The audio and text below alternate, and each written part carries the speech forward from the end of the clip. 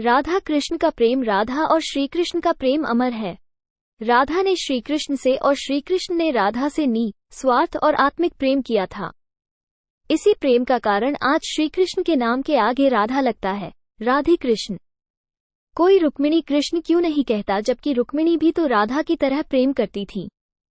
आओ जानते हैं राधा कृष्ण प्रेम की अनसुनी बातें। राधा कृष्ण का प्रेम। राधा और श्री कृष्ण का प्रेम अमर है। राधा ने श्री कृष्ण। एक अन्य पौराणिक कथाओं के अनुसार राधा श्री कृष्ण से 5 वर्ष बड़ी थी। राधा ने श्री कृष्ण को पहली बार जब देखा था, जबकि उनकी मां यशोदा ने उन्हें औखल से बांध दिया था। उन्हें देखकर राधा बेसुध सी हो गई थी और उनके प्रेम में पड़ गई थी। उन्हें लगा था कि यह किसी पूर्व जन्म का रिश्ता है। कुछ लोग कहते हैं कि वह पहली बार गोकुल अपने पिता वृषभानु जी के साथ आई थी, तब श्री कृष्ण को पहली बार देखा था, और कुछ विद्वानों के अनुसार संकेत तीर्थ पर पहली बार दोनों की मुलाकात हुई थी। जो भी हो, लेकिन जब राधा ने कृष्ण को देखा तो वो उनके प्रेम में पागल जैसी हो गई थी और कृष्ण भी उन्हें देखकर बावरे हो गए थे।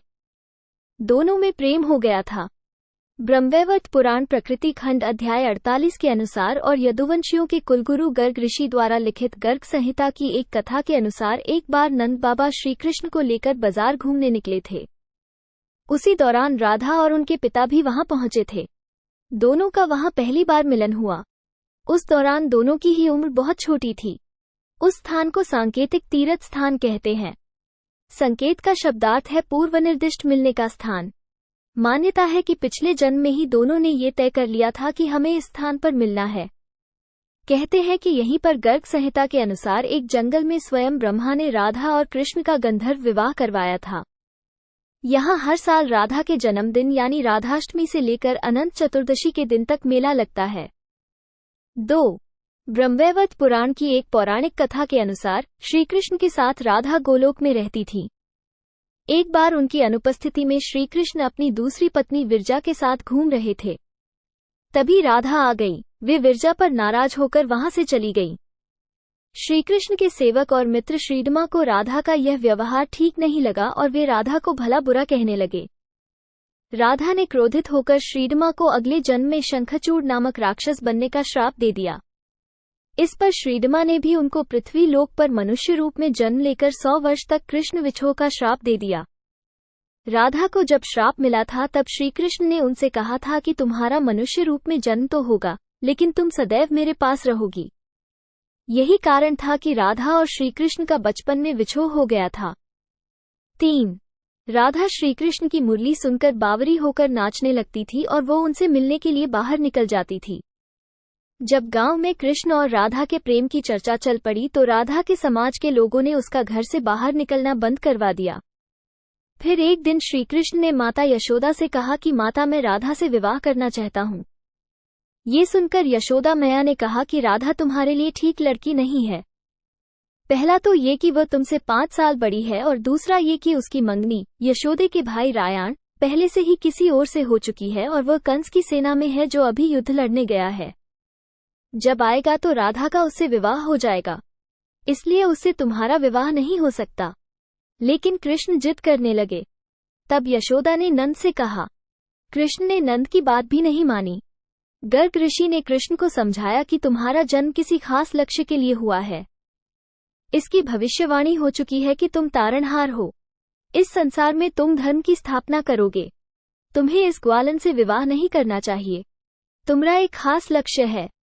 गर्ग मुनि हर तरह से समझाते हैं, लेकिन कृष्ण नहीं समझते हैं। तब गर्ग मुनि उन्हें एकांत में ये रहस्य बता देते हैं कि तुम यशोदा और नंद के पुत्र नहीं, देवकी और वसुदेव के पुत्र हो, और तुम्हारे माता पिता को कंस ने कारागार में डाल रखा है।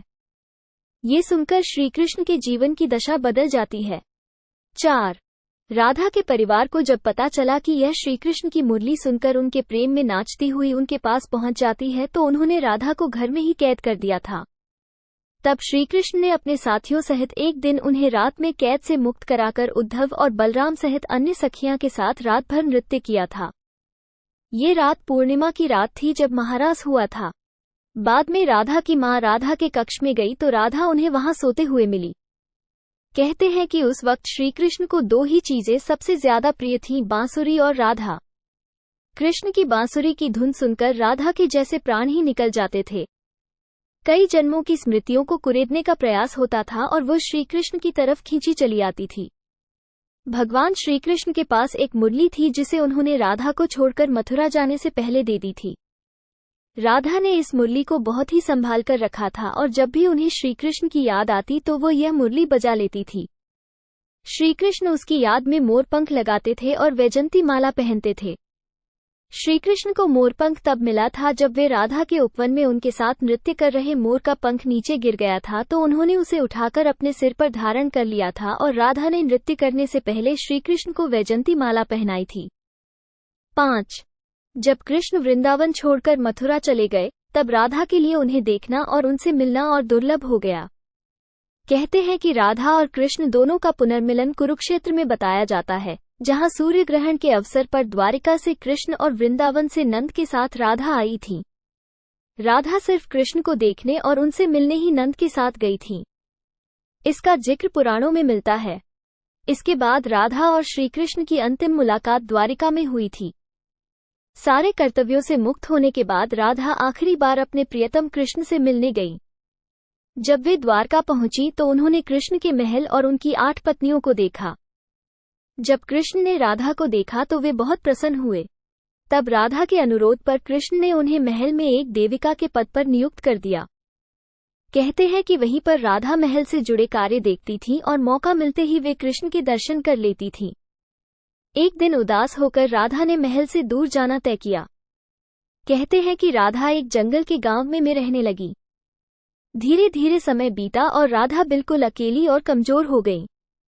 उस वक्त उन्हें भगवान श्री कृष्ण की याद सताने लगी।